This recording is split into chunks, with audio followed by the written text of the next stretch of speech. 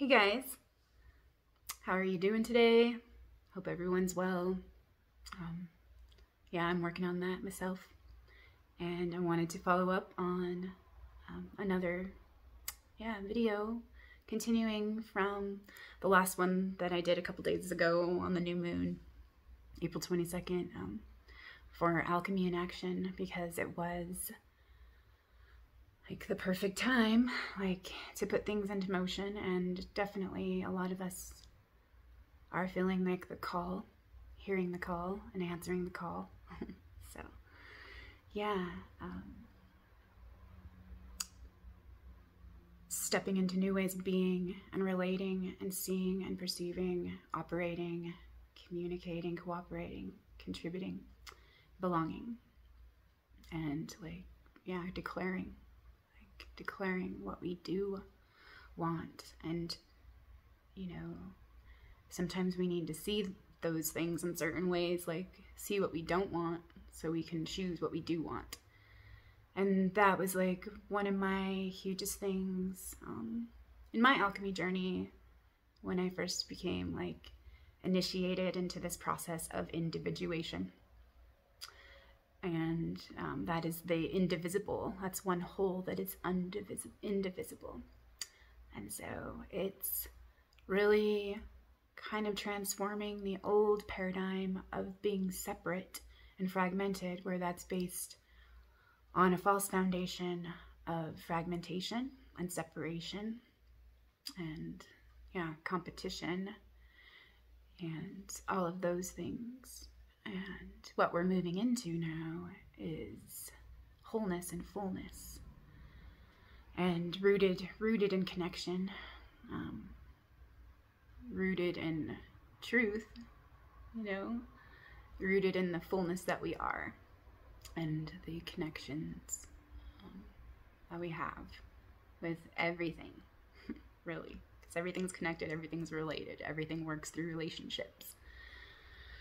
And so, I've been asking for help to see new ways and to create new ways, or to be open to receiving new ways of communicating and belonging and cooperating. And just understanding for that, for just being more understanding, and so we can meet each other and be with each other and open to each other. And so I learned a lot of things this week. Just starting to put like certain things in practices, and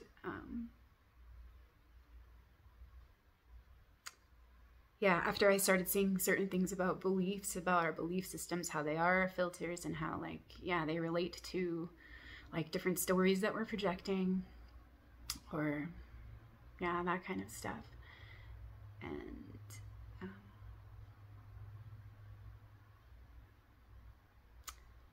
I was just thinking, there's no way, like, if we're going to cling on to our beliefs, that we're going to even begin to understand one another. If someone is totally on the opposite side, it's like speaking to someone in a different language. And that can be difficult, And so it's like the Tower of Babel, where we're all babbling, but we don't understand each other because we're all locked into our own, like, little narrow windows of perception.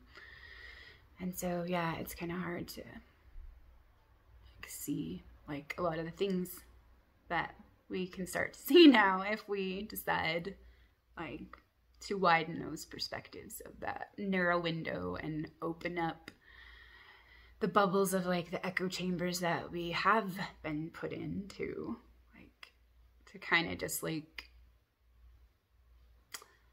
flatter our ego and like put us into confirmation bias and like all of that kind of stuff, and look at the other as wrong or weird or up in the night, not so whatever.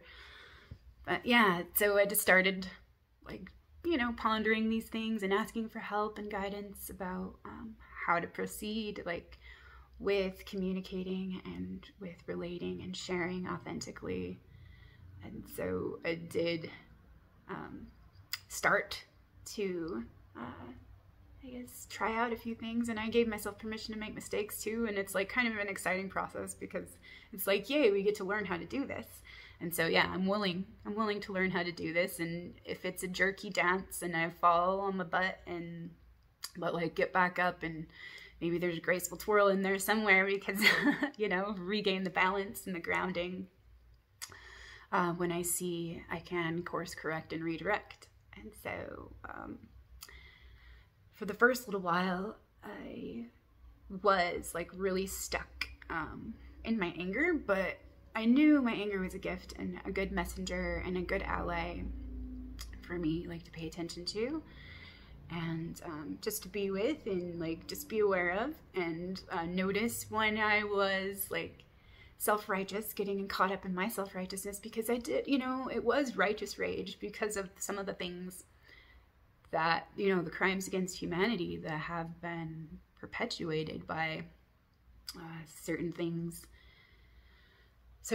that like do feed like the parasitic system.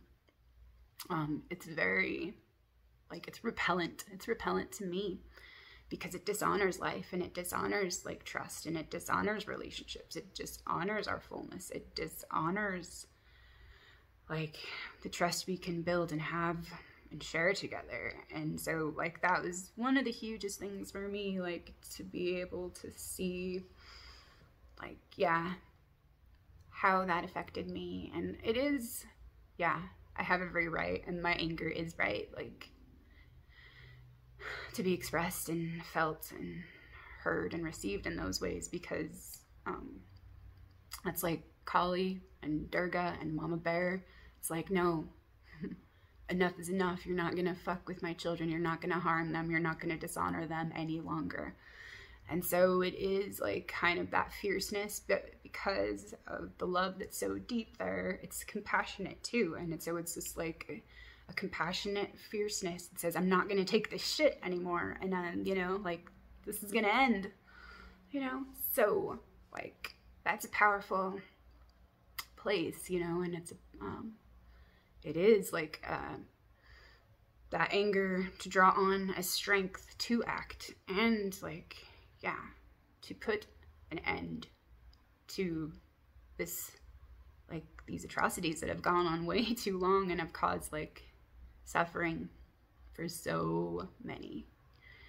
And I think some of us can and have felt like, you know, those things that have been going on underneath the surface, such as, you know, child trafficking and sex trafficking and abuse, like the rampant abuse, and just like, yeah, the harm of innocence, you know, really, and kind of like taking us so far away from ourselves that we get into that place where we would actually like harm the ones that we love the most and that we're meant to protect and care for, like turning the mother and the father against the child. And that's kind of a reflection, you know, of like what we've been trained to do with our inner aspects,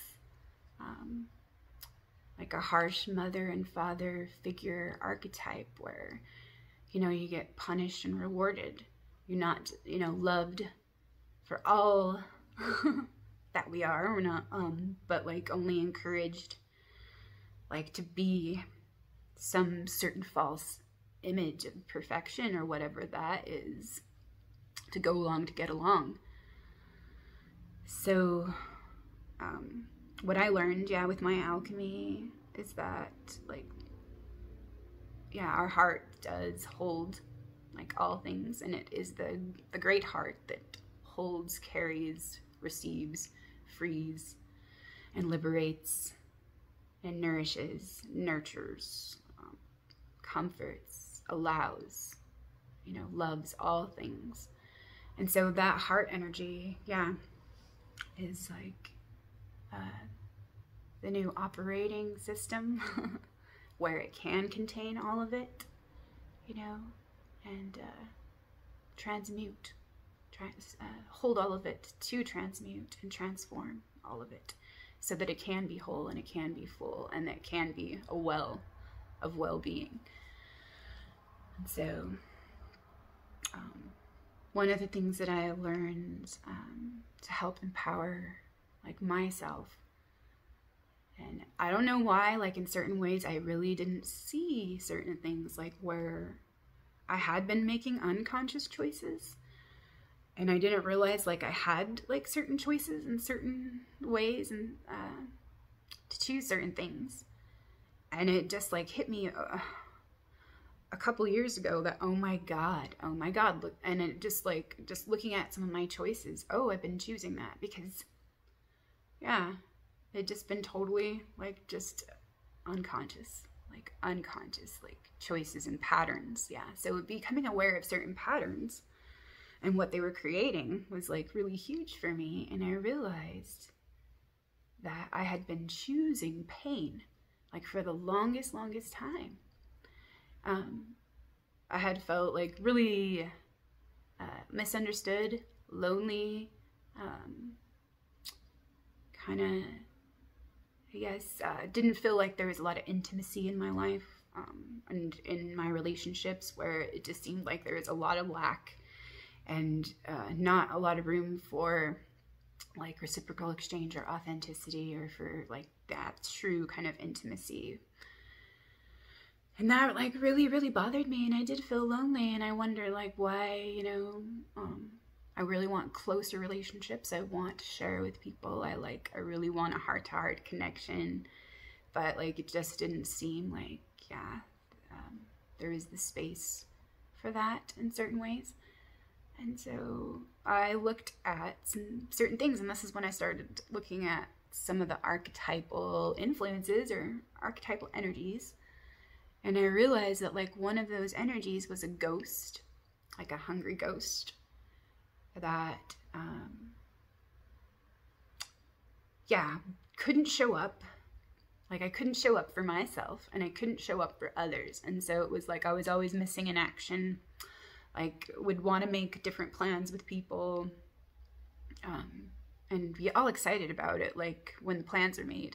And then maybe a week would pass, and it would be the day before, and there would be like this really like big, huge feelings of anxiety, like about like why I couldn't like show up to do it, or like how I wasn't feeling good, or like, yeah, how I wasn't feeling good enough to be able to, you know, be there, just how I wasn't enough, I guess. Like that was kind of some of the script and some of the story. But yeah, it was just like this old disempowering pattern where it kept me from showing up in my relationships. And that's why it was like creating like the same pattern of like, you know, lack of intimacy and like loneliness and everything, is because I wasn't showing up in my life. And then also I noticed that other people, like when they committed to showing up for me, they didn't show up either. And so yeah, it was like it kind of was a good reflection of what I was choosing. And when I became aware of that, I was just like, holy shit, like I can choose to show up in my life. And yeah, so I started to commit to certain things like that I really wanted and that were really important to me. And it is kind of, it's like I'm willing to choose this and pay attention to my choices, and then like surrender the choice and like be open to receiving the choice. And if I didn't like certain choices that I saw were available, then I could ask to see more choices, and then more choices would be presented to me, choices that I hadn't seen before. And so that was even more empowering. And it was just like, it felt like such a creative process, because it is such a creative process when we start to look at things and see into things in ways that we haven't been able to see before. And that's like knowing that it is all related. And because when it's fragmented, we don't see how things connect, and it's all compartmentalized. And yeah, but yeah, just knowing that like we're working from this place of fullness, like where it is all allowed, where it all can be held, so that it can all be received and worked with and played with, and then we can do something with it, we can create with it. And so, like, a lot of things I was in big, huge resistance about because they felt so wrong to me that it was just like, just being so angry at things that were allowed to exist here and things that caused so much pain and suffering and hurt and violence and all of that. Like, just really kind of turned off like by all of that, and feeling so overwhelmed by like the pain of the collective and the pain of my Mother Earth that I took it all on, you know, as it was my own, because I felt it so deeply like inside that it was mine. And so I realized too, like, some things, you know, are mine to carry, but some I can let go of because they're not mine. And like I can release it and surrender it and ask for help to understand like how I've been tangled up in all of these mind traps. And yeah, and just like complexes, really, like different complexes where it's just like more for survival and reactive, like, yeah, triggers and stuff. Around certain things, and so like just beginning to examine just old stories and where I had resistance to things, and ask what wanted to be seen about that and what was right about that. Like starting to ask more new questions, because I could always find what was wrong, because I always felt wrong and I always felt like the world was wrong. What's wrong with them? What's wrong with me? What's wrong with you? What's wrong with this? Like, and I could always see, yeah, that there's something wrong there. But like the thing that I didn't ever see until I asked myself and asked for help to see this was like, what's right about it? And that changed everything, because it turned everything around. Because always looking at something upside down, like to see what's wrong about it, like can only see half of the story. But turning it upside down, or right around, right side up, on its head, was able to see like so much more into things. And what I found was that what was right about it was the awareness of like meeting and receiving and allowing like those messages of pain and hurt and all of that to be seen. And they were actually a gift, because they showed me what I could reclaim for me. So yeah, those came out in a bunch of different awesome ways. And a lot of alchemy, like some of it's just practice, like showing up to practice like what we've learned, and it's like putting into practice certain things that we're working with as they come up in our relationships. And there's always pop quizzes when we're learning different things, or when we've asked to learn about different things. The universe always like puts them in our space and in our pathway for us to meet. And like, okay, you asked for this, here you go. Like, and it's kind of funny like how things do show up in so many synchronistic ways when we're really like willing to like be receptive and participate. And yeah, receive like the gifts that are being offered. And sometimes we don't see like certain things that are being offered. We don't see them like as gifts, or see them like how like from the space they're being offered. And that's okay too.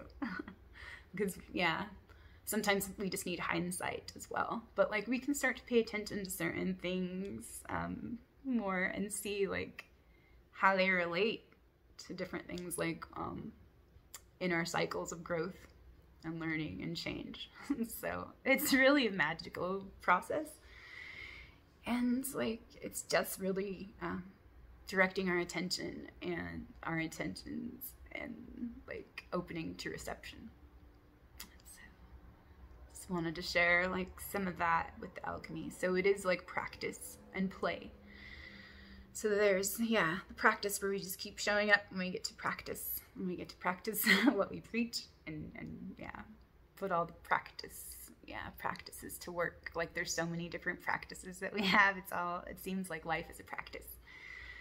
And then it's also a play because it's so creative. Yeah, and we have so much creative energy, like, to create.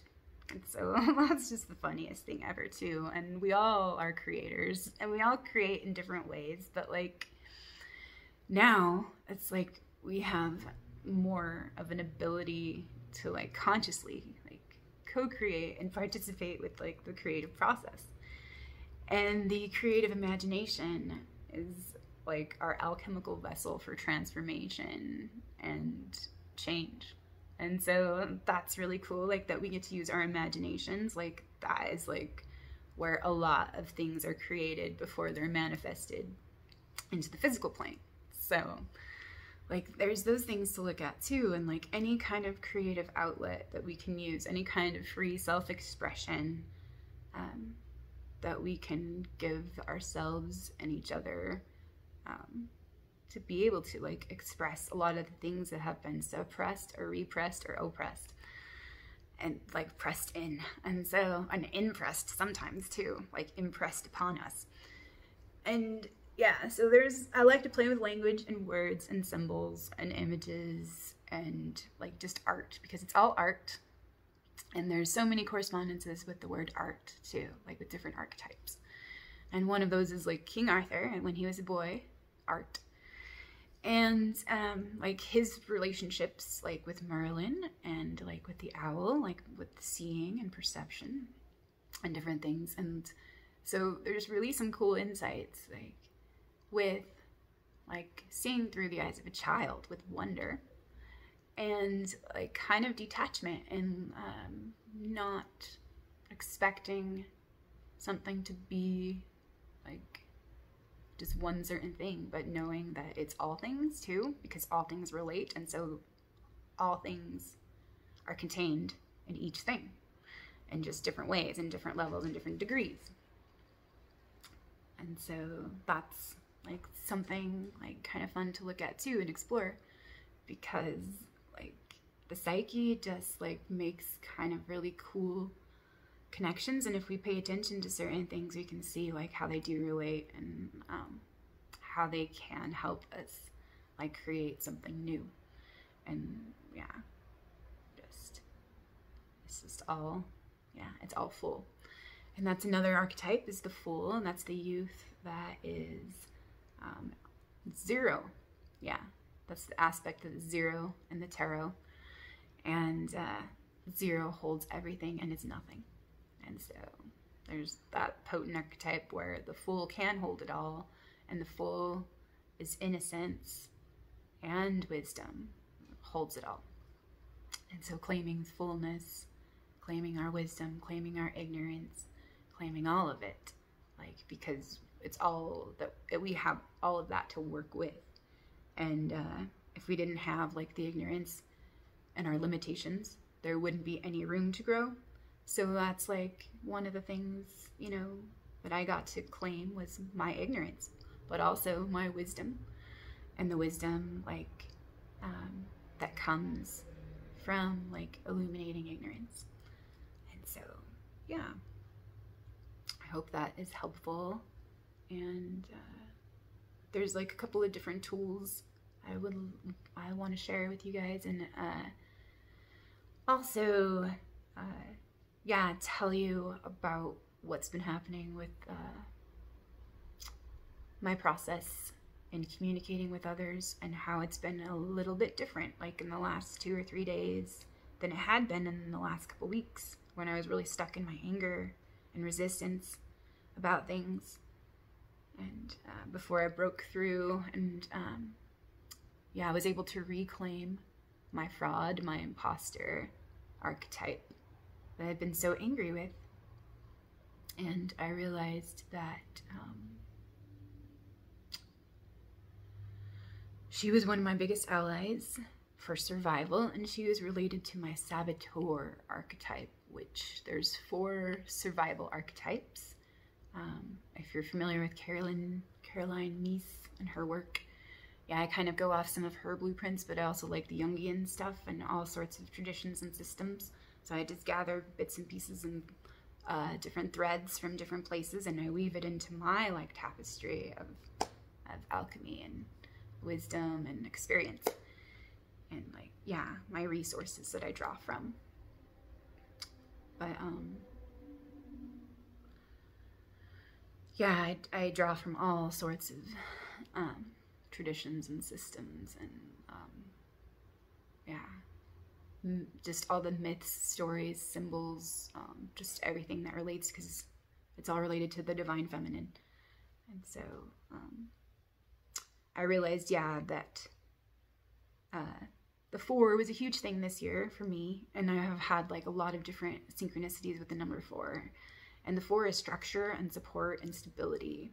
Like there's the 4 seasons, there's the 4 corners, there's the 4 directions, and so on. And like there's just so many things like really cool with the 4 and structure and support. And it also is like the number 4 tarot key in yeah, the major arcana. The Emperor is the king that takes what the goddess gives him, and he puts it into an order, and he's responsible for like the laws and the operations and all of that. And so like learning how things operate, and learning like the law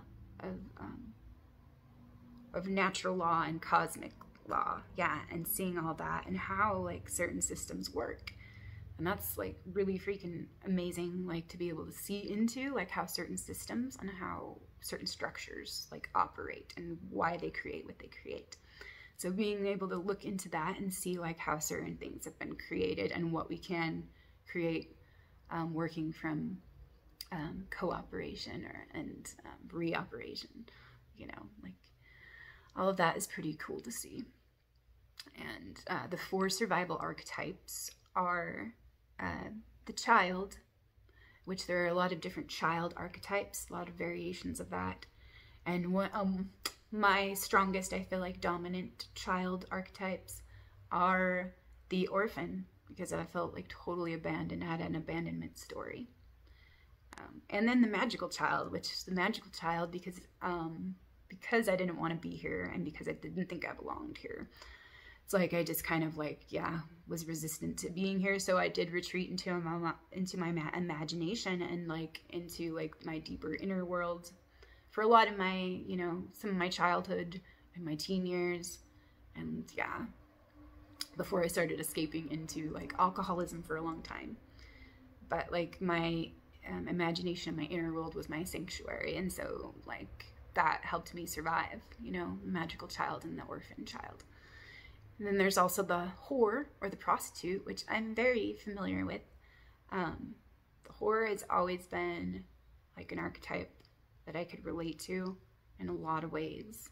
And I think, you know, not just from being a woman, and but just like knowing how a lot of what's being created is because, you know, like we get to reclaim like that part of ourselves, and she can help us see where we sell ourselves, like where we give our power away in order to maintain some kind of safety, security, or stability, even though it's like it hurts us. And so it's false security, it's false stability, and it's false support. And so like, yeah, working with her, I've learned like a lot of different ways that I, you know, gave my power away, and like different disempowering patterns, and like how to shift those patterns and like reclaim my energy and my power and my own authority, my sovereignty, my right to be. So she's been a huge archetype to work with, the whore. And then also like there's the saboteur, and I think the saboteur, like it's just different ways that we sabotage ourselves, like unconsciously or consciously sometimes. And some, you know, it's all different for all of us. So it was interesting to see that my fraudster and my imposter was kind of related to that saboteur. Not being authentic and pretending to be like someone else, maybe someone the other person wanted me to be. And in a way too, that's also the whore, you know, and the orphan wanting to belong and all of that. So we relate that way. And then we have the whore, the child, the saboteur, and the victim. The victim. And the victim's a good ally too, because the victim is connected to the judge too. And the victim judge mentality, the victim judge tyrant mentality is what like runs a lot of disempowering programs. And so that's interesting to see, like, where do we feel like a victim and where are we blaming something outside of ourselves for like our situation or for how we feel and things. And it's good to look at that. And yeah, there's so many ways to like start to understand like where some of our patterns like have created certain things, and like looking at these like archetypes that can be allies and companions for us to show us like how like we've been creating certain patterns that keep us like separate and diseased, you know, at, you know, like in dis-ease. And so yeah, I hope that's helpful, and I will come right back and share, yeah, a couple of things that happened in the last couple days with me. And so, hey, thanks guys, thanks for listening.